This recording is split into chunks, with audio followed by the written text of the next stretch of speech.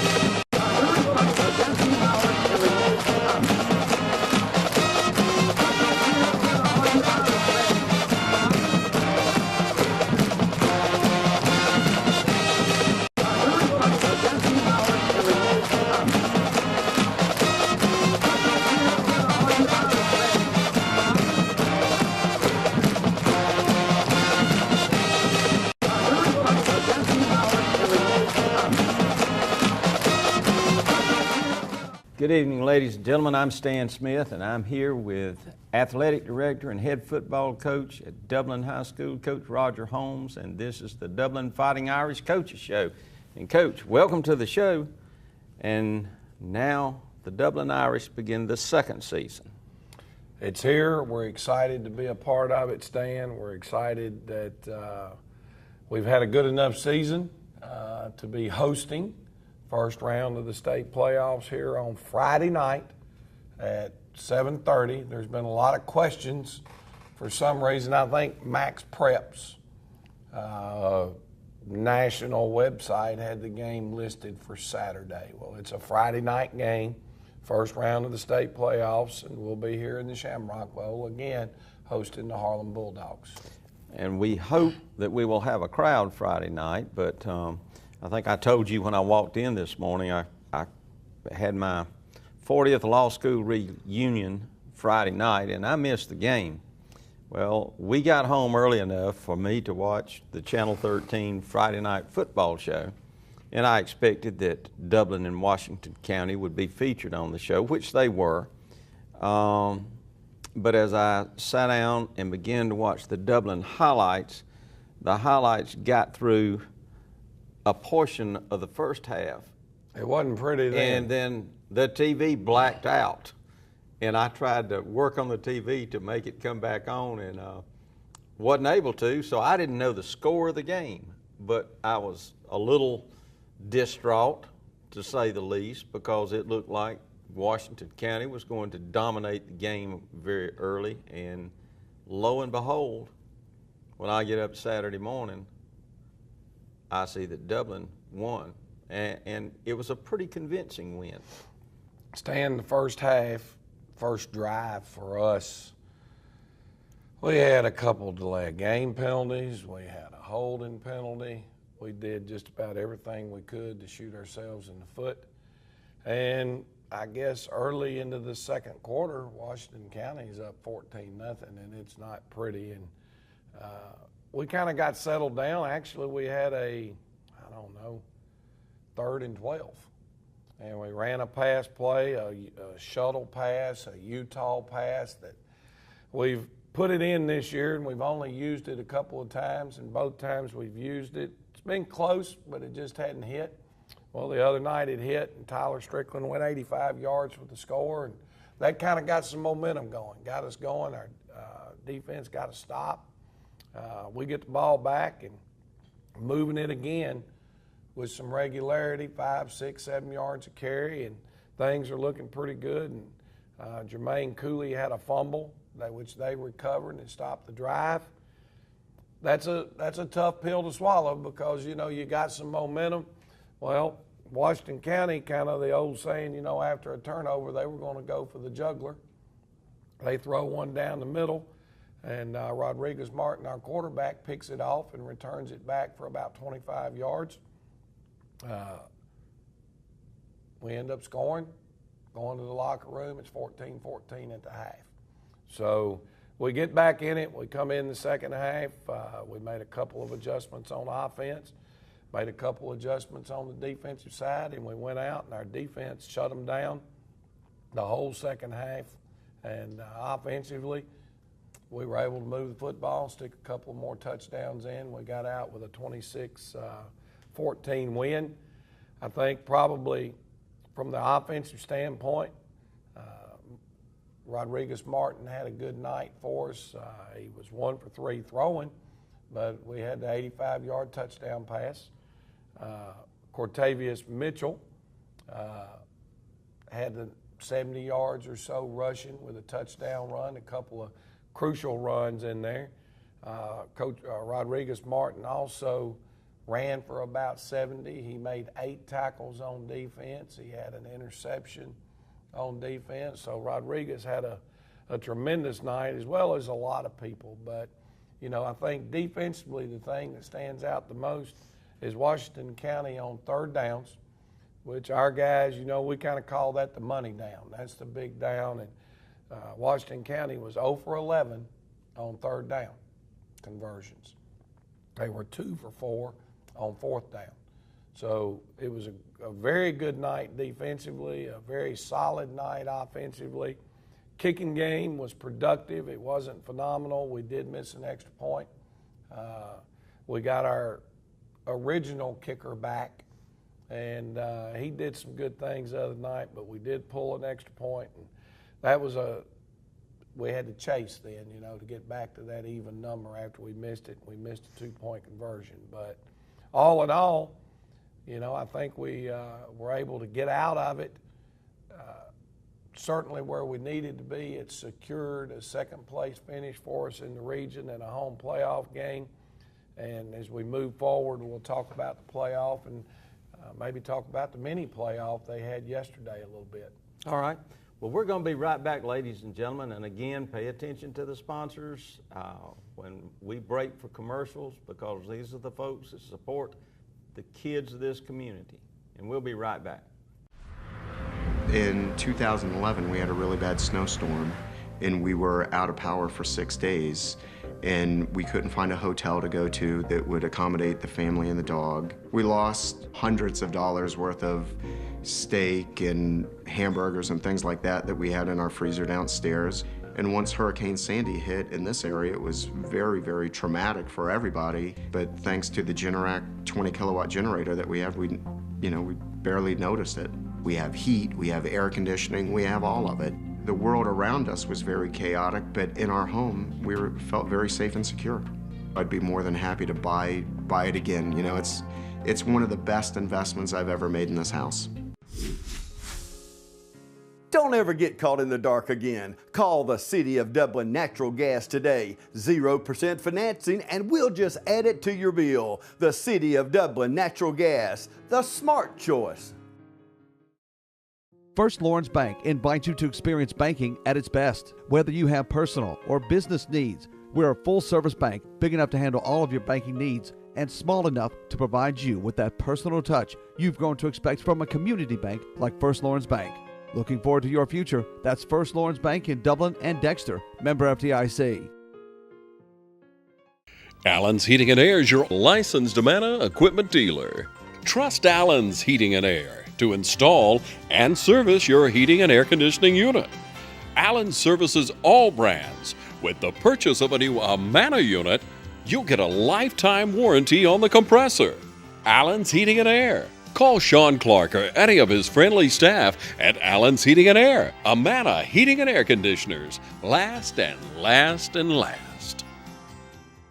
Welcome back, ladies and gentlemen. Coach, we talked earlier that we were going to talk about the playoffs, and there was actually a mini playoff, I think yesterday. Over at West Lawrence, involving Bleckley, Washington County, and Southwest Macon, all three vying for the positions 3 and 4 in the region. Yeah, it was, and I'm glad I wasn't a part of it, to be honest with you. But, you know, the way the region playoffs and all the tiebreakers and things go and the way it's written around. And you remember, we talked about it here on the show. There's so many scenarios and so many things that can happen. And it fell exactly the way people probably, the only way that there could have been a mini playoff to have happened Friday night was, number one, Dublin's got to beat Waco, and Southwest Macon has to beat Bleckley. Well, Southwest Macon made that happen. They ended up winning at their place. I think Bleckley got tackled on like the 1 yard line as time ran out in that game. So Southwest got out with a win.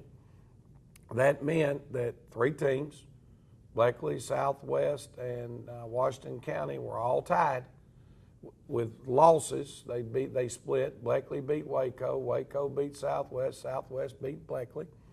So they had to come together and do a mini playoff because there were only 2 playoff spots available, but 3 teams were tied. The mini playoff consists of this. You play 2 5-minute halves. If the game is still tied at the end of the 5-minute halves, then you have to go to the overtime procedures where you put the ball on the 15-yard line. So they have to draw out of a hat. When they draw out of the hat, Bleckley County drew the bye, and it meant their team was sitting and waiting on the other teams to finish. Washington County played Southwest. At the end of the first half, remember that's a 5-minute half, Washington County's field goal kicker kicks a 48-yard field goal to give Washington County the lead 3-0.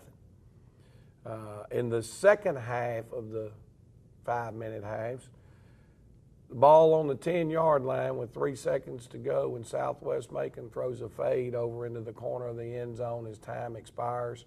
They catch it. They beat Washington County 3-0. Now Southwest Macon is in the playoffs, but they do not know whether they're going to be the number 3. Well, I guess that clinched number 3 for them, excuse me. So there's a 30-minute break. Then Washington County has to come back and play Bleckley County, and the winner is in. So at that time, that game ended in regulation 0-0 through the 2 5-minute halves. They go to overtime. Bleckley County goes on offense first. They get stopped on 3 downs, and this is a tough deal. You got to make a choice, so they line up to kick the field goal and try to get points one way or the other. Well, they do, and they make the field goal. Washington County gets it back and end up basically on 4th and 2. They kick a field goal and send it to the second overtime. Now Washington County has to go on offense first. They go, they stick the ball in the end zone, line up, kick their extra point, and now they're up by 7. Bleckley County scores on the first play in the second overtime. Line up to kick the extra point. Washington County blocks the extra point. Bleckley County stays at home. It's a tough way to have to do it. You know, and as balanced as this dadgum region was, you know, this hit me, I guess, this morning. The 4 teams that people thought would be in the playoffs when this season started were Dodge, Bleckley, Waco, and Southwest. And those are the teams that are in. Northeast had a tremendous year. Bleckley had a better year than I guess Dodge, they thought they Dublin, Waco. I think you said Bleckley, but that's all right. Yeah, Dodge, Dublin, Waco, and Southwest are in. But we're glad to be in again. You know, I'm proud for the other teams in our region. And another guy that I want to give a shout out to that's done a phenomenal job is Lance Helton at Jeff Davis. You know, they were involved in a mini playoff yesterday, and there's only 1 spot available. So you have to win, and Lance got the bye. Bacon County played Swainsboro in the first mini playoff. Swainsboro won that one, so now the winner had to turn around and go play Jeff Davis. And it was, at the end of the day, Jeff Davis intercepted a pass and ran it back for a touchdown, went for 2. They get their 2-point conversion. They're up 8-0. Swainsboro scored with 22 seconds left in the second half. Line up, go for 2, didn't get it. So now Jeff Davis and Coach Lance Helton's team are in the playoffs, and they will play Thomasville this week. In Thomasville on Saturday night, the winners of our game and the winner of that game will play each other the next Friday night. So we're all in the same part of the same bracket. Okay. Let me lay out a scenario. Of course, we've got the Harlem Bulldogs coming to Dublin, but in the event that, and it really gets tricky here, I think, once you get past the first game of the playoffs, the second game for home field is based upon the standings of the team. Yes, all the way through the fourth round, the higher seeded team plays at home. Okay. And Stan, as far as if you look at the bracket, there is a 1, 2, 3, 4 in every 4 quadrant. So there's a first place team, like the first place team plays the fourth place team from another region. Number 2 plays number 3. Well, the upper part of the bracket has the same. So if you're a 1 seed, you're going to play at home the first 2 rounds for sure. The third round, it could be a 1 seed versus a 1 seed. So if that's the case, there becomes a coin flip now. Georgia High School used to predetermined with an H, as the home team designated in part of the bracket. But what that did, and they rotated it basically from north to south each year. But, that the reality of it is if your team was a number 1 seed every other year, you could never play at home. So at least by going to a coin flip, everybody has a 50-50 chance of having that game at home by the third round on. All right, Coach.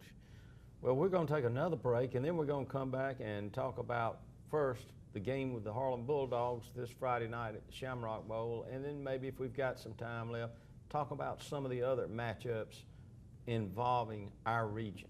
Hi, I'm Jeff Cannon, President of Citizens Bank of Lawrence County. If you're presently a customer of ours, we'd like to take this opportunity to thank you for allowing us to be your bank. We appreciate the confidence you have placed in us and enjoy providing you with the most up-to-date banking products and services to satisfy your needs. If you're not a current customer, we would like to invite you to stop by and let us show you true community banking at its best. We concentrate on our local community, doing our part to make Dublin and Lawrence County a better place to live, work, play, and retire. We recently introduced 2 new products, eStatements and Access Now, our mobile banking app.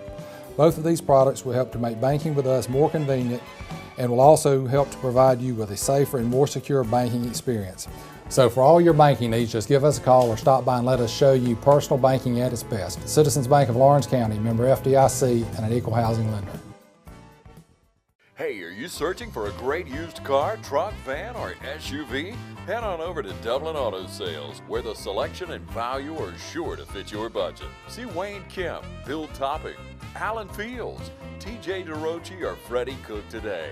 Dublin Auto Sales, celebrating another great year in business. Now proud to be on both sides of North Jefferson Street with our new truck and SUV lot. You'll also find Dublin Auto Sales at 1705 Telfair Street in Dublin. Selection, value, and bank rate or in-house financing is available, so financing is never an issue.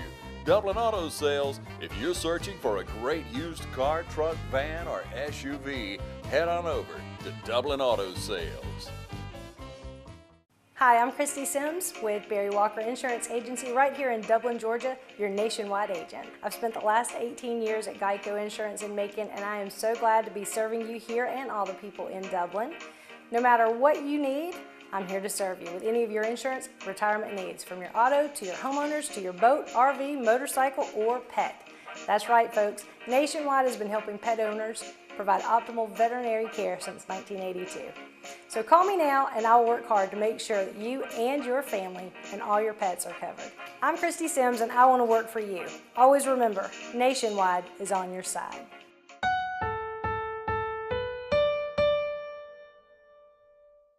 All right, welcome back, ladies and gentlemen. And Coach, we've talked a good bit about the playoff picture, but the most important part of that playoff picture starts this Friday night for Dublin in the Shamrock Bowl when they welcome the Harlem Bulldogs, I presume the number 3 finisher in their region over near Augusta. And tell us about Harlem. First off, in their region, the first place team out of their region was Screven County. Number 2 was Jefferson County, and they played Screven this past Friday night for the region championship. Screven got out of there with a win, 44-20, I think, some 44-24. But they got out with a win, so Screven is 1, Jefferson County is 2. Number 3 was Harlem. And, you know, we've played Harlem a few times in the past, and Harlem is one of those football teams that they execute well. They don't make a lot of mistakes. They have hard-nosed kids that play extremely hard. Stan, they changed coaches about 3 years ago. They had rezoning in Columbia County. Sometime during this month, Georgia High School is going to take and have to look at, it's called mid-cycle. And Harlem High School is one of the schools that's going to get pushed to AAA because they've had an over 20% increase in their enrollment over the last 2 years since the last reclass. And so they are a AAA size school that's playing in a AA classification. I think when you talk about them, the number one thing, their record is 7-3. They lost to Screven and Jefferson, which are 2 good football teams. They're a power running football team that uses a lot of formations and disguises to really force you defensively to worry more about getting lined up than you do about stopping what they're trying to do. They have 2 running backs. One of them has rushed for over 1,300 yards and 130 carries. He's averaging 10 yards a carry. He wears number 6, and I'm sorry I don't have the name, but I certainly know the number. He's not a huge kid. He's looks like he's 5'9", 5'10", about 165 to 170 pounds. He's got good speed. I don't think he's a 100-meter track champion, but he's got good speed. The thing he does so well is he has good vision, good power, and he runs the football like an angry young man. I mean, he really, really, really drops his shoulder and runs hard. Then they have a freshman running back. He's carried the ball 90-something times for 900-something yards, which again is a 10-yard average. So both of their running backs have run the football for the course of the year, and they have a 10-yard average toting the rock. Anytime you play in a football team that has that type of ability running it, it creates problems for you, not only from getting off the field, but it takes a lot of snaps away from you as an offensive team because they're able to control the clock. Their quarterback throws the football fairly well. He's completing in the 40% range, but he's got a couple of wideouts, and one of them looks long. Number 12 is a tall kid that can go make some plays. They don't really want to throw the football, and they don't really want their quarterback running the football. He will, but it's based on the number of carries. I think he only has 30 carries for the year, so he really is not looking to run it. Now, they're going to run an offense very similar to what Washington County ran last week in that they're a power, off-tackle, shotgun football team.